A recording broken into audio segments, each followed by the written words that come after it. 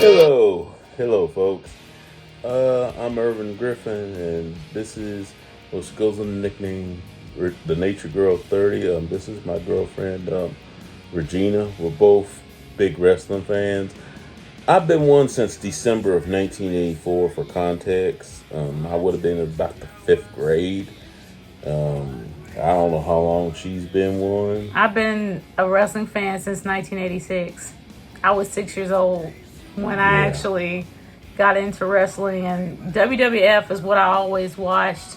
I remember when Vince McMahon was like, he hosted a Saturday morning show to where they had like clips, both him and Sonny. And I remember him as a commentator, then him actually being the boss.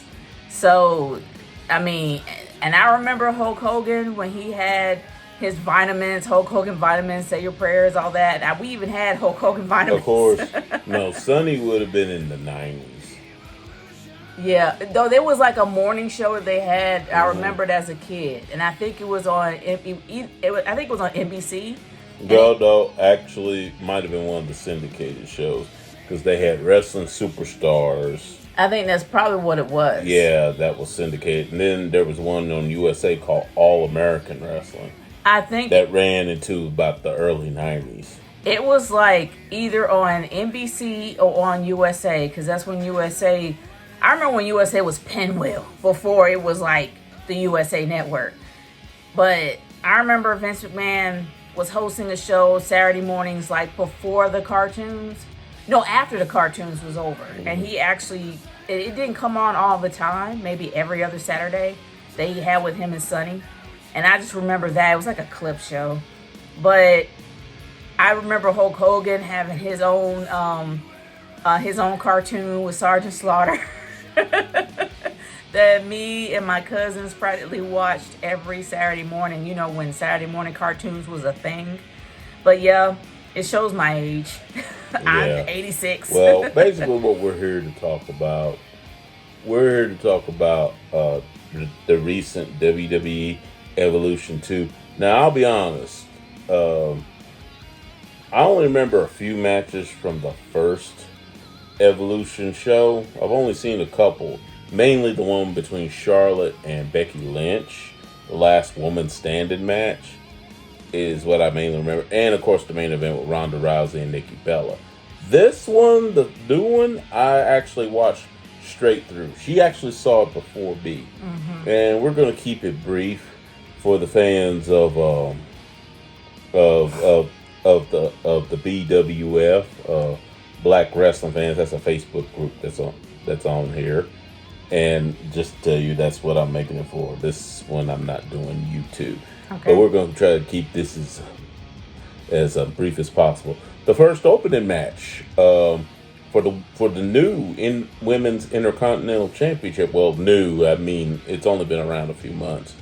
The current champion, Becky Lynch, versus Lyra Valkyria, the woman she took it from, and a new opponent, fellow four horsewoman, Bayley. Now, this was actually a very good opener.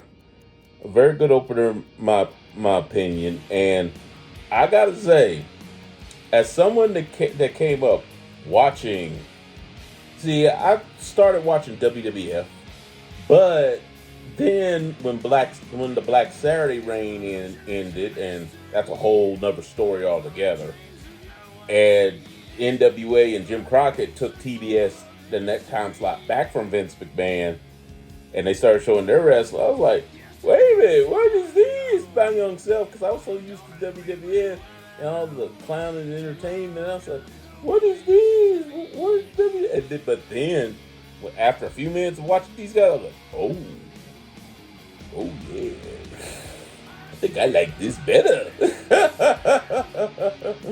See, WWF for me was the entertainment wrestling.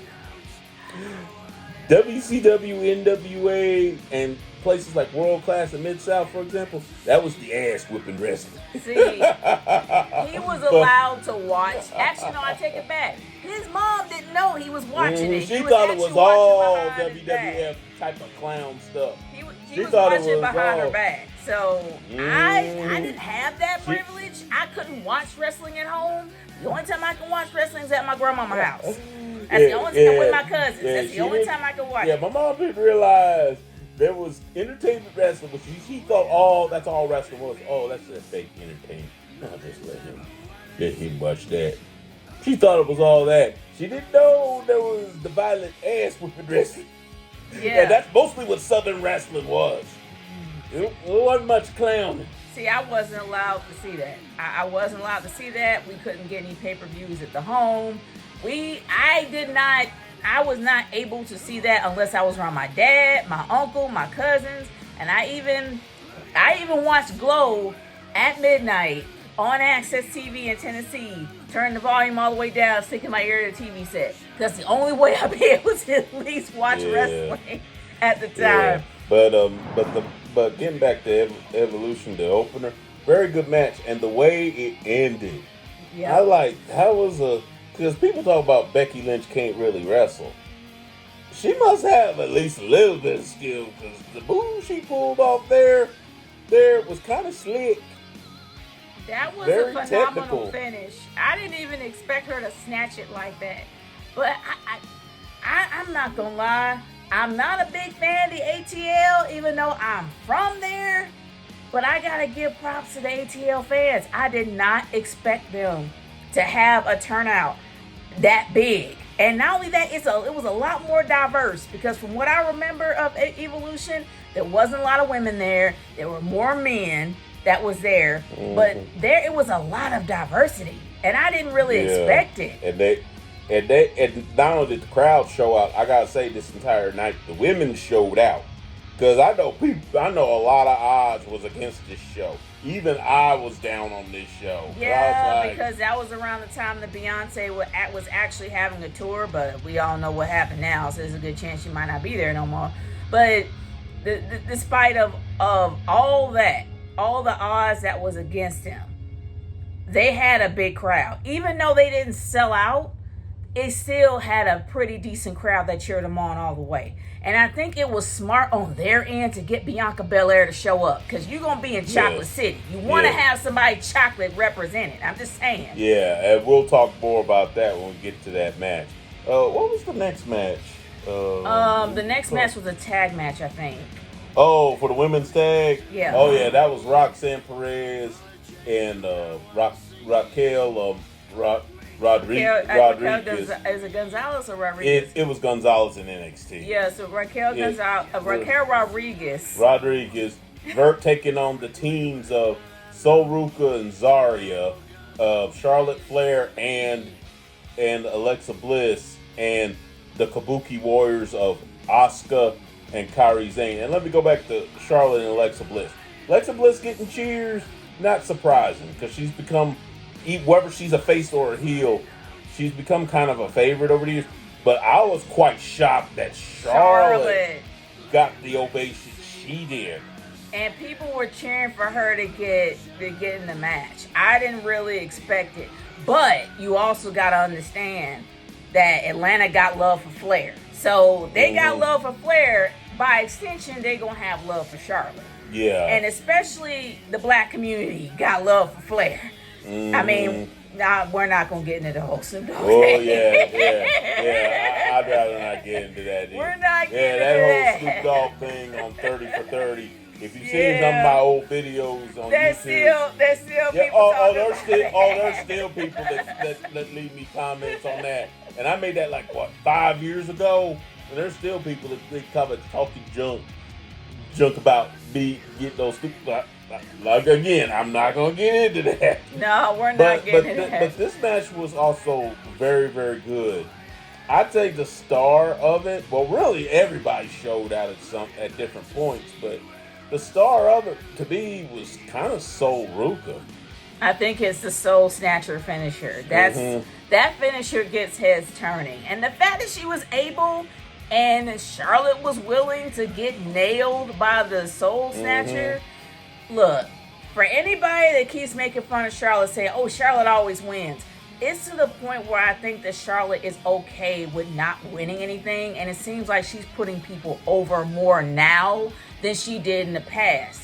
because it seemed with everything she's gone through, with her divorce being public, the fact that people are harping on her for getting divorced 3 times, everything she's going through right now, she just wants to have fun, and it seems like that's what she's doing now, and I'm happy. And it looks like there's a really good amount of chemistry between her and Alexa Bliss, even though I agree with Irvin, because we talked about this many times. They kind of dropped the ball between from Alexa Bliss and Liv Morgan, but oh yeah, there's your team right there. Yeah, Alexa Bliss and Liv Morgan. I mean, heck, they look like they could be sisters or cousins.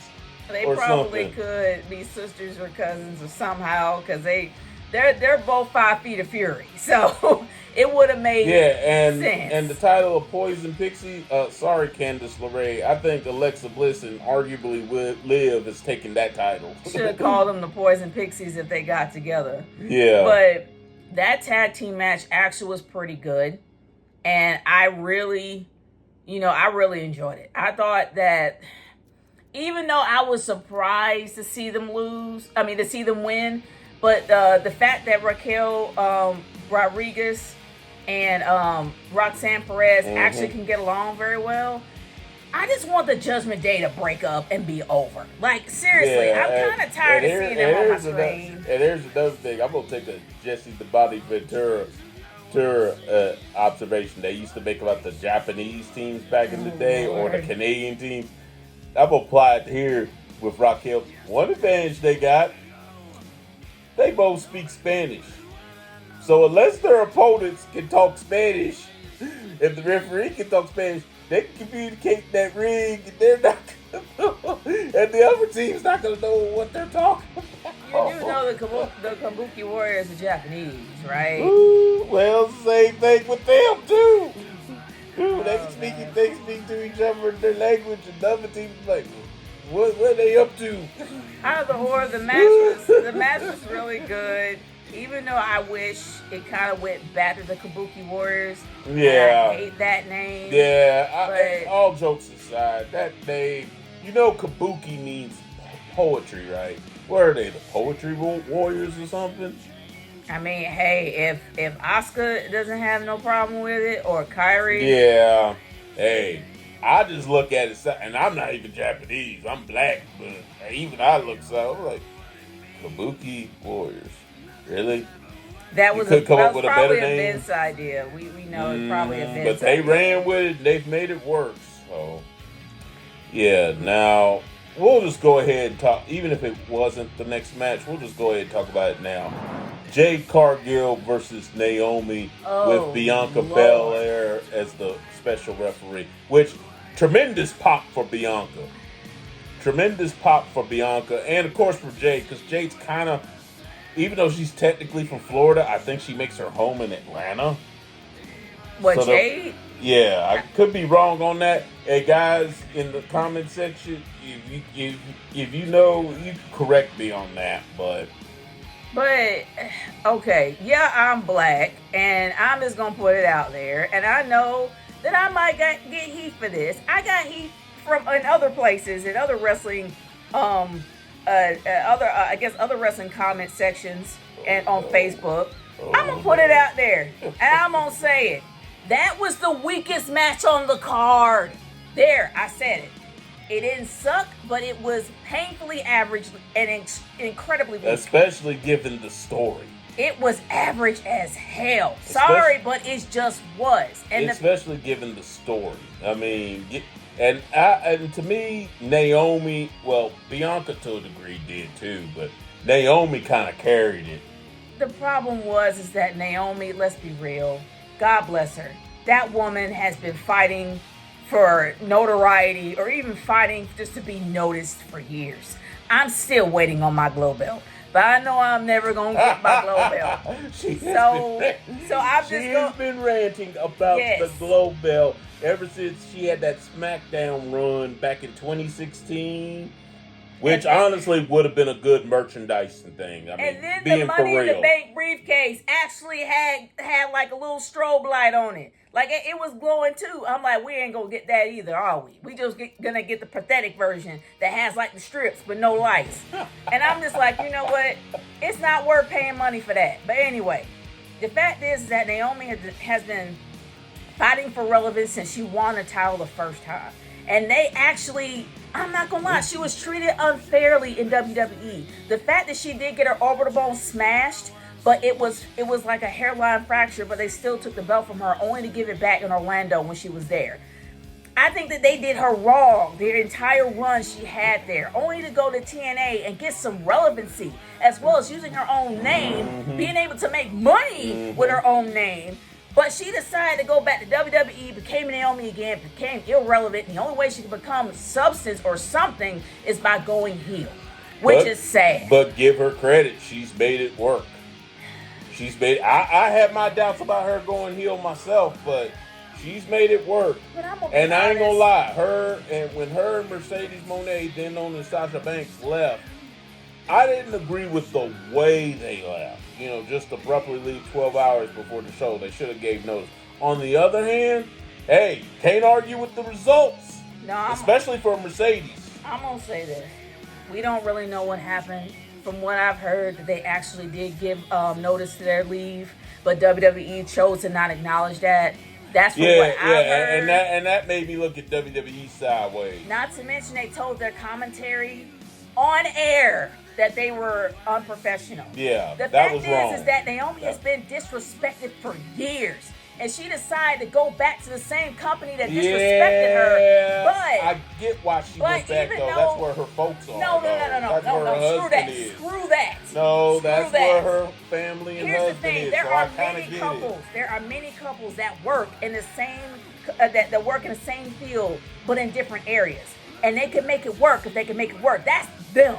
That's to the side. But professionally, if you're getting screwed over where you're at, you don't go back to where you're at. You get better someplace else. Okay. It doesn't matter if her husband's there, but despite all that, the thing is that, yes, she's making the heel run work. She's making it work now. She didn't make it work when she was actually confronting Bianca. It was weak. Incredibly weak. Made no sense whatsoever. And then the whole way it just kind of blew over was the fact that she just called her the bitch. Oh my gosh, how many times we've heard that word? The only time Naomi made it work was when she straight up attacked Jade for no reason. That's it. That's how she made it work. She didn't make it work with Bianca. She made it work when she attacked Jade. I didn't see SmackDown, but I heard that she actually kind of did a home invasion in Bianca's house, which is a bit nuts. Yeah, at some point when Bianca's hand gets better, at some point they gotta have a blow off with Bianca and both of these women, to be honest. I kinda don't. At some point. Because Bianca's above them. Let's be honest. I've already talked a lot of crap about Jade. And I'm still gonna talk crap about her because that match was pathetic. But she's getting better over time. Her matches have not been like straight A, 100% amazing, put a belt on her. But we know that the people who are saying that are not thinking with their brains. Let's just say that. But on the real, Jade has gotten better. We know which head they're thinking with. Yes, and it's not this one. But we can honestly say that Jade Cargill has gotten better over time. I will give her flowers. I will give her just due. She has gotten better over time. Has she messed up? Everybody messes up. Besides all that. The problem is that she cannot tell a story in the ring. She's still weak with that. And honestly, her persona comes off as being larger than life, but she really needs a lot of work and storytelling in the ring as well as emoting. Instead of the whole cocking your head, shaking your head thing. Oh, I'm gonna tell you. How many times have I seen that? There's different ways for her to do it, but she's learning over time. She's open to learn. I will give her that. Yeah. But Naomi was probably the best dance partner for her because Naomi's been in the game for a long time.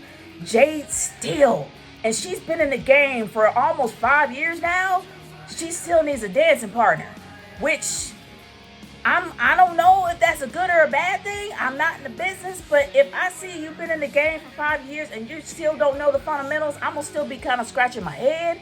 But like I said, she's getting better. But this match still was incredibly weak. The storytelling was completely overhyped, and everything behind this match was overhyped because Bianca was in it. Bianca did nothing at all to contribute to this match. She was just there. She was just there for the black crowd. That's all she was there for. She wasn't there for the story. She wasn't there for the women. She didn't feel torn. Nothing was told in the ring.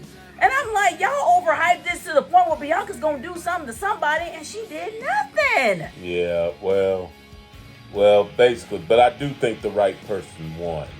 And in a way, I'm glad Jade did win because it leads to something later on in this card. Now, rewinding it back, I now remember what the second match was. Jordynne Grace versus the woman that shouldn't be NXT Women's Champion, but she is, Jacy Jayne. There was kind of a reason why we would forget about that match. Let's be honest, because Jacy Jayne is a very forgettable champion. Yes.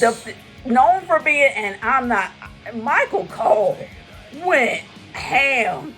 Like, when he just pretty much said she is the easiest champion to beat. The most beatable champion ever in WWE. That's not NXT, WWE. That's the biggest insult that you can give to anybody. The most beatable, and when you think about it, she probably is the most beatable champion since the heyday of the Intercontinental title with the Honky Tonk Man.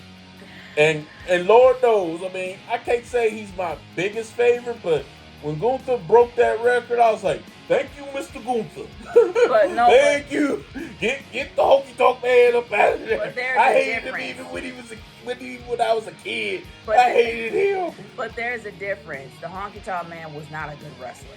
We kind of know this. Yeah. He wasn't a good wrestler at all. Jacy Jayne actually got skills. The only problem is that the Mean Girl character was great when she was in Toxic Attraction because you had Mandy Rose and Gigi Dolan to feed off of. Plus, she's not proven herself as a credible person to hold the championship. I have argued, and I will argue this to my grave. When they took the belt off of Stephanie Valkyrie so she can go to the main roster, they should have had her lose to Fallon Henley because there was already a story there. Fallon Henley got beat for the North American Women's Championship. And who beat her? Stephanie Valkyrie. This could have been a full circle moment for Fallon Henley. But instead they gave it to Jacy Jayne, and I'm like, what?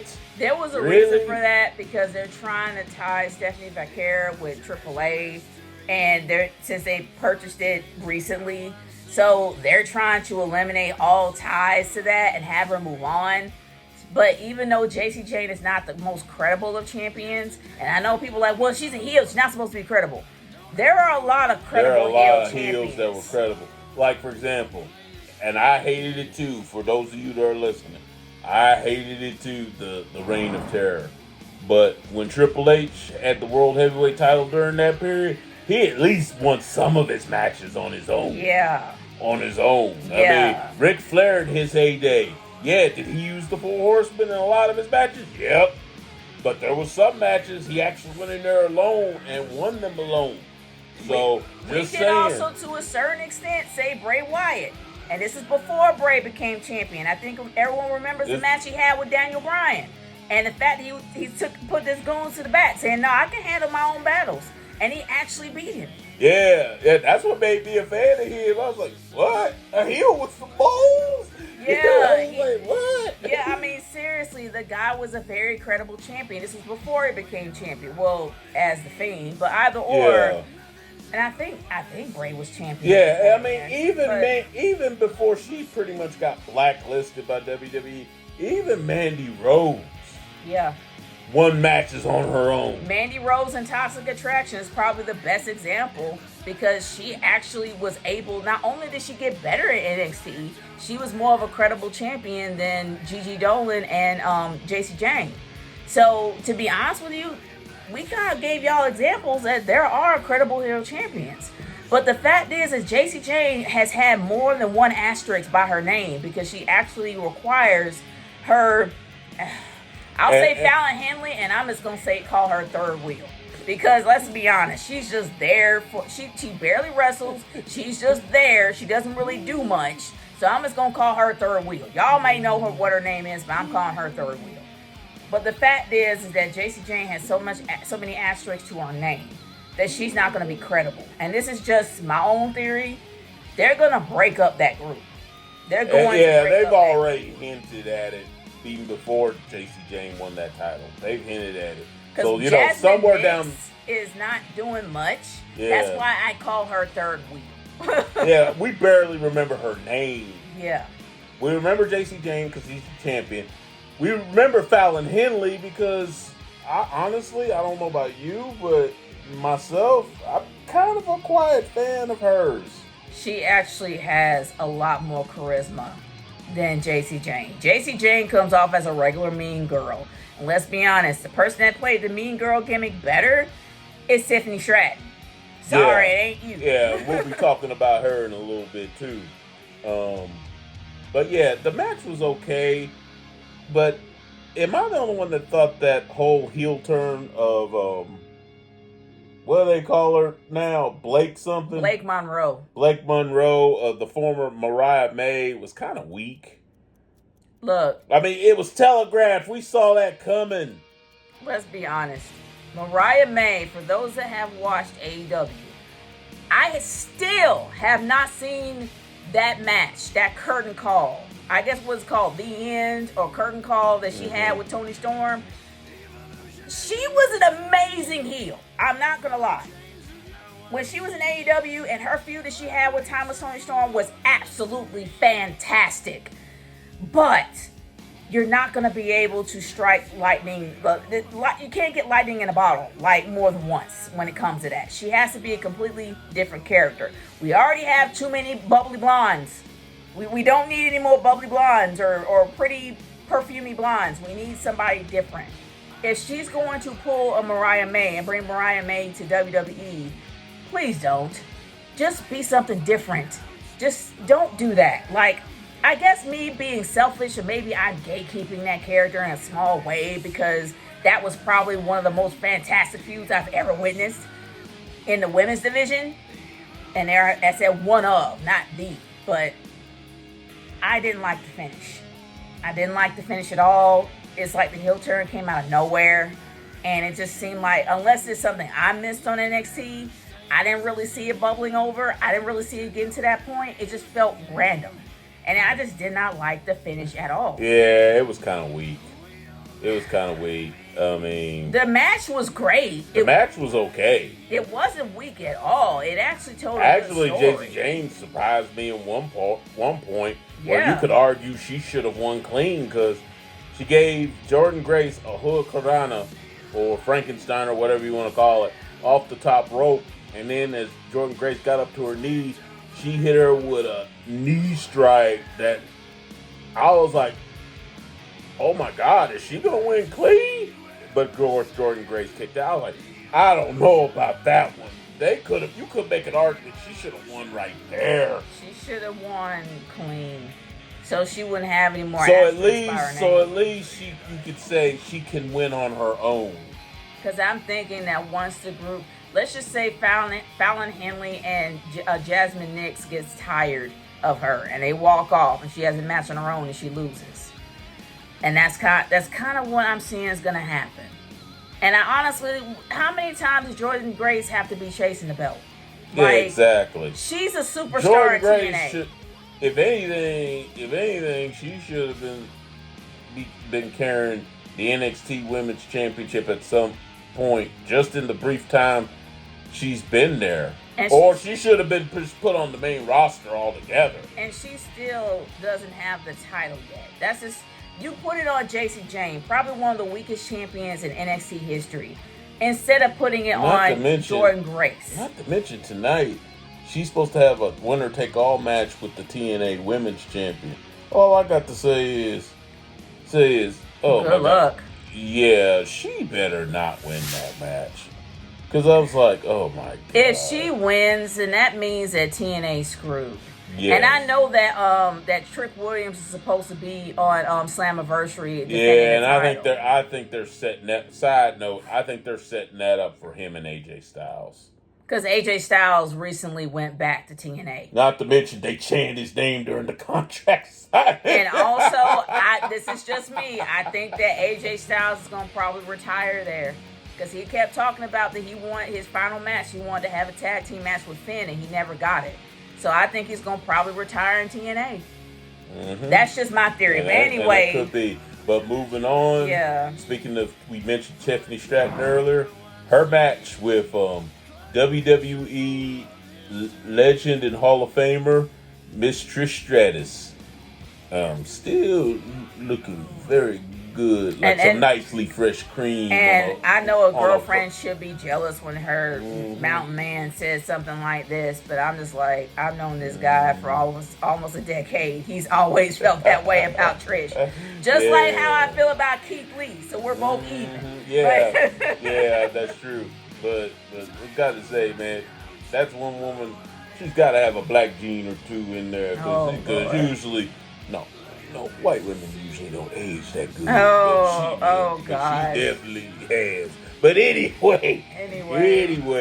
Go back. Down, boy.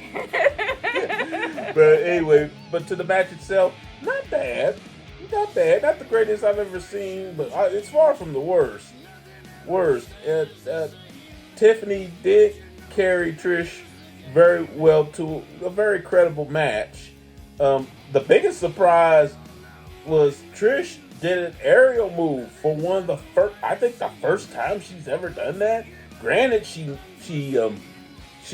got countered, but I've never seen her do a moonsault before. Ever. I'll say this. Let this be her last.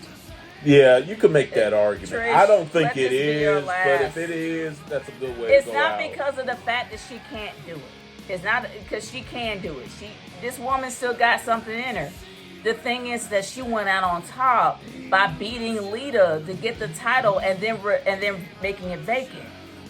She actually put over probably one of the biggest stars in WWE currently. That's how you should go out. You don't have nothing else to prove. We already know that you're the GOAT. And I'm saying that because Trish actually was not great starting out. No, she wasn't. Sucked starting out. Wasn't. But she worked her butt off to get to where she was. That's true. That's what makes her the GOAT. It's because she never gave up. Yeah. I mean, she always had the beauty. She always had the personality and the charisma. And the body. Yeah, I wasn't going to say that, but yeah. I said it first. But, let's be honest, as a wrestler at the very beginning, she sucked ass. She was Eva Marie level. Well, maybe not quite that bad, but she was about Eva Marie level. For somebody that saw Eva Marie live, she actually was improving. She was not totally sucking balls like everybody says she does, but she was bad in the beginning, but she started getting better. But Trish was pretty bad. For those of you that remember all the way back then, in the Attitude Era, Trish was pretty bad.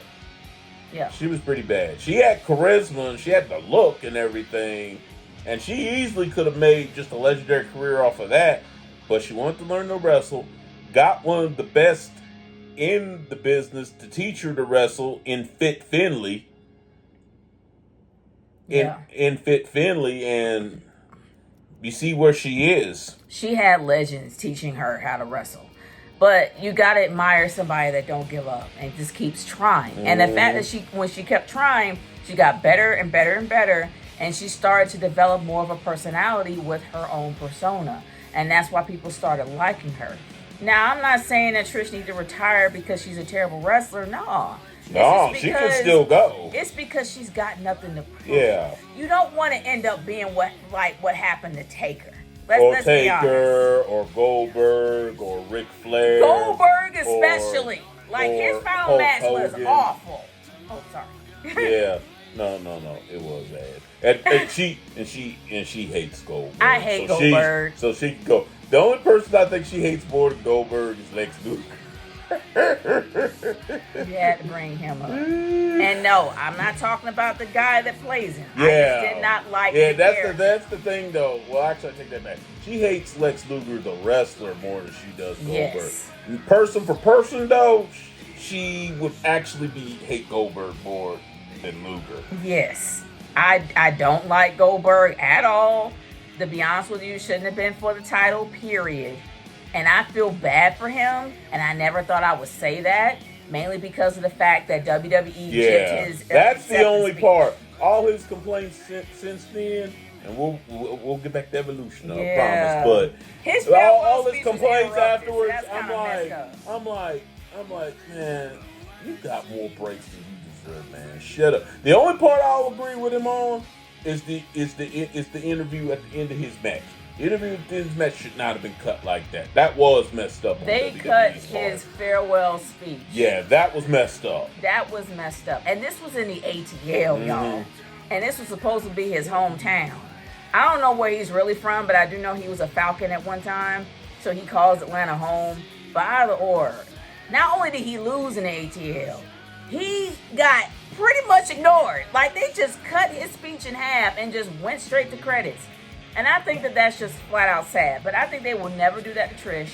Everybody in the audience, like I said, I praise the ATL audience that they actually gave her flowers by just saying thank you, Trish. Yes. She deserved it. Yes, if she never comes back, that's cool. She earned it. That's cool. She earned it. She earned every bit of those chants. And I gotta give it to her. Good job. But now to the women's battle royal, which leads to a complaint Regina had, and she has a legit complaint. Now, the NXT Women's North American title was not featured on here, but to give a little excuse, Sol Ruka was in that big tag team match. She was. She was in that big tag team match, and you could argue the NXT is a developmental title. You could argue that too, but then again, why was the main one defended? So, but she was but like I said, Sol Ruka was already in the match. This is what I'm getting to. But my girlfriend made a very good point. You had the women's intercontinental title. We had a little fly come in here for a second, so you have to pardon us a second. But you had the women's intercontinental title defended. Why wasn't the women's U.S. title defended? Exactly. And honestly, if they had the women's North American Championship, I'm fine with it. Because in my opinion, we're probably never going to see Evolution again. Why not you put every women's title that you created on the line that night? Have a story. It doesn't even have to have a story. It can just be a tournament, a gauntlet, just for the title, for people that want it. And you had the women's champion, you had the women's tag. You had the two big belts on the main roster. You also had the NXT Women's Championship. Why not have the North American and the US? My biggest beef is the US because, let's be real, WWE created these titles not that long ago, and it barely has any traction. I'm more of an IC belt person. And for those that have seen my channel, you guys know that I am all for the Intercontinental Championship. So I'm happy that they actually showed it love and had it on the card. But the fact that you created that belt first for Chelsea Green to win and make it popular, why couldn't you defend it there? That made no sense. And then you had your champion get eliminated. And Julia. Now, the Battle Royal itself, I was entertained by it.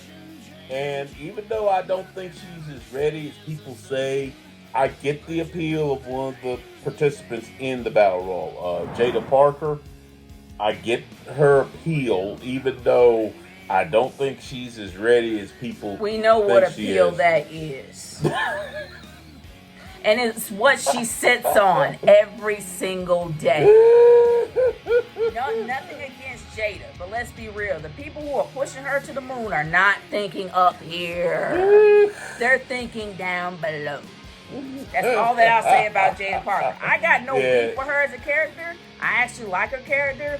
I don't like the fact they're trying to base her off of Grand Theft Auto. I think they need to kind of move on from they've that. kind of pushed her away from that a little bit. Good, because she is something different than that pathetic group that she was with before. She seems more like somebody that just came out of college, especially with the whole sorority stepping she does when she does that butt sit down in the corner on the opponent. Yeah, I forgot where she was. I know she's from Louisiana. LSU. Like, she went to LSU. So, but I don't know if she was with a sorority or not. But, yeah, Jada Parker. And this is also one thing that bugged me. How come none of the NXT women ended up getting entrances? Like, none of them. We saw the main roster women. We saw two of them. Not everybody. Like some of them. No, we saw two main roster people. and then it went to commercial break, and then we saw 2 more main roster people get introduced. And nobody from NXT. Nobody from NXT, and some of the other main, like for example, Natalia didn't get one. I don't care. Shoot, I don't care. Why are you coming back to a company that really don't care much about you? Go back and do MMA when you actually have a name. Just saying. Yeah, if you've seen what she's doing over in NWA right now, totally different than what she does in WWE. And she's more credible there than she is in WWE. I'm just saying, stop coming back. But anyhow, you had Jada Parker, you had Kalani Jordan, you had Tatum Paxley of all people decide to show up. Then you had, who was the other chick that got eliminated with her? I forgot her name. I know who you talk about, but she's part of that ridiculous group with that really stupid name. What is it? The Culling. Which sounds like a joke. Like seriously, you can really make that into a very nasty joke. Just saying. But she's part of the Culling. She got eliminated. Tatum Paxley got eliminated first. But then by Nia Jax of all people. And I got no beef with Nia. She actually's got better. But then you had the credible NXT people you had Jada. You still had Kalani Jordan for a while. And then you had Lash Legend, who actually lives in the ATL, and y'all didn't even bother to give her an entrance? I mean, weren't y'all supposed to be giving praise to the ATL because they decided to show up and watch your show? And you had somebody who was from the ATL in the match, and y'all didn't give her like any type of entrance at all. Mm-hmm. What's up with that? Yeah, I decided to take that from the Hurricane. Yeah. But for real, what's up? Why? Yeah, not to mention, Lash Legend is one of them. I put up a post saying which of these 6 women should be put up, and one of the women in that was Lash Legend. Almost everybody said Lash Legend should be on the main roster. One person made a reasonable comment. He said, I want her to be on SmackDown because at least you have somebody that could credibly go against somebody like Nia Jax or Piper Niven. But I think that she is on SmackDown. No, she's still in NXT technically. Because I thought she was brought up to the main roster. I don't think so. Not officially. Because I know... y'all can correct me down in the comment section. Because Stephanie Vaquer... She's made appearances on the main roster. Because I think Stephanie Vaquer, isn't she on Stephanie SmackDown? Vaquer is on the main roster, and I think she's on Raw. Okay. So she's on Raw. No, she's on Raw. Nia Jax is on SmackDown, and Lash Legend is actually on. She's on NXT, I guess. She's still on NXT, although she has made appearances on the main roster, mainly on SmackDown. She was also in. Was she in the Rumble this year? Yes. Yeah, she was in the Rumble. So Lash is actually being trained to move up to the main roster. It is a given. And honestly, she was incredible. Now, I actually made a lot of videos beefing about the fact that Bianca Belair was being booked as a powerhouse, even though she didn't have the body for it. She had a body to be more technical than she would be a powerhouse because she was always getting injured trying to be a powerhouse. Lash Legend is a powerhouse. She is an Amazon. She is not only incredibly tall, she is strong in proportion all the way through. This woman lifted Nia Jax. Enough said. Yeah. Enough said.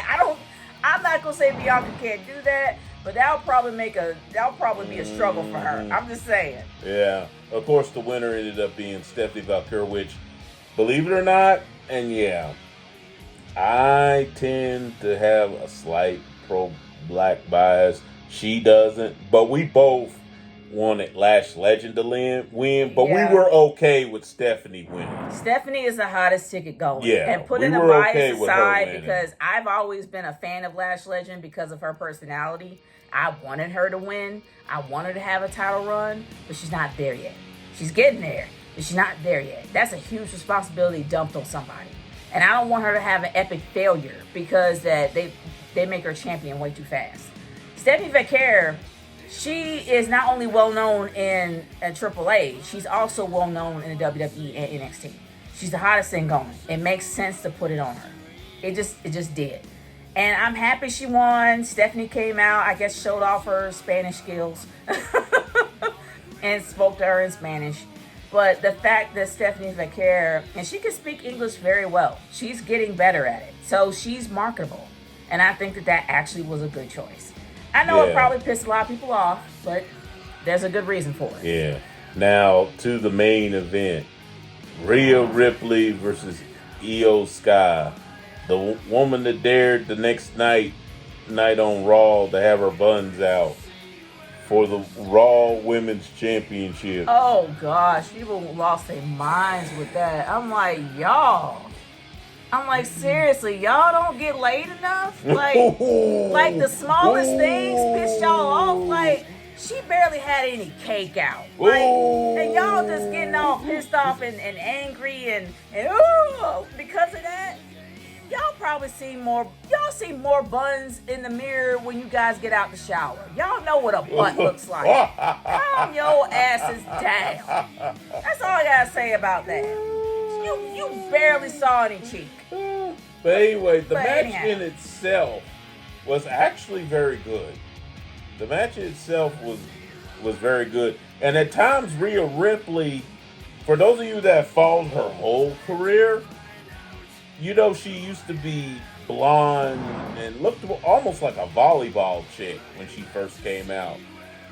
Rhea Ripley at times looked more like what me and another buddy of ours named Prince GMO calls her volleyball Rhea, rather than the Rhea Ripley we come to know. Like but goth Rhea. Yeah. Yeah, but yeah, it was a very good match. This match was fantastic. Yeah, very fantastic. Even before the finish, this was a fantastic match to the point where you were cool if either one won. If Rhea would have finally gotten that win over Io Sky, cool. But if Io would have retained, you'd have been fine with that. But then we got the surprise. But before the surprise, I gotta talk about the audience again. I can't believe I'm giving them their flowers, but they deserve it. How much love Io got. Yes. And yeah, I've said this in the chat in our friend group chat that Io was a niche. She kind of is. If you think about New Japan, if you think about Stardom, it's somewhat a niche. Not everybody really mainstream knows it, except for a few people. But she's starting to get over with people. And I think the fact that what they did at WrestleMania by treating her like a third wheel really kind of grabbed a lot of people. I mean, especially people who felt like they could relate. And that's why people are gravitating to her. And I don't think it's just because she's a niche anymore. She's starting to become more mainstream. But in this case with that match went in a whole different direction that I expected watching it live. He watched it later, but he actually knew the outcome of it. So it probably wasn't a big shocker to him. Mm-hmm. But for somebody that was watching it live, I didn't see that coming. The thing is that I could have predicted it, just like I did when Alexa Bliss cashed in. But the fact that she came out of nowhere and she just got the thing. Like, this is probably maybe a few weeks out. Like, it's fresh. Mm-hmm. And she just cashed in and won after the beating that they both gave each other in and outside of the ring. You were expecting a clean finish. I did not see Naomi coming in and pulling a Seth Rollins. I did not see that. And yes, she pulled a Seth Rollins. If y'all don't know what I mean, watch the ending of WrestleMania 31.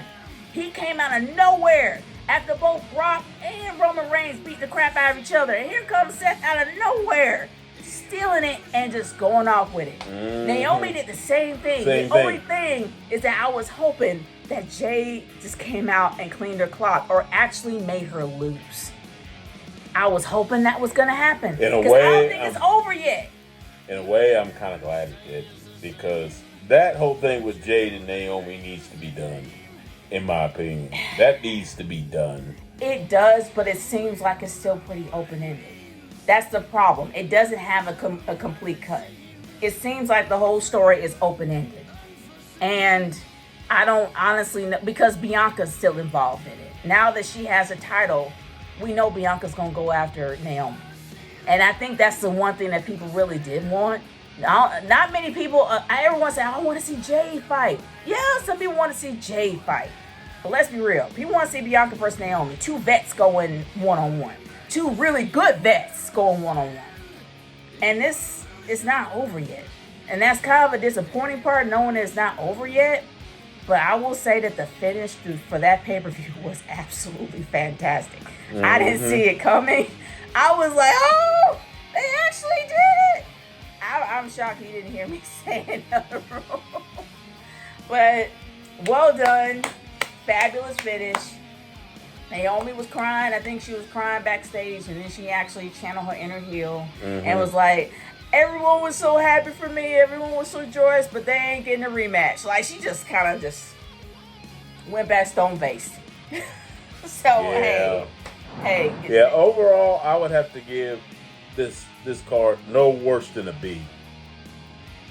No worse than a B. If I have to give it a star rating, I'll give it a star rating just to be fair. 4 stars, at least. This is not a 5-star pay-per-view. Even though the matches itself was good, the weakest match on the card definitely was Jade versus Naomi. But other than that, the finish was phenomenal. The matches was really good.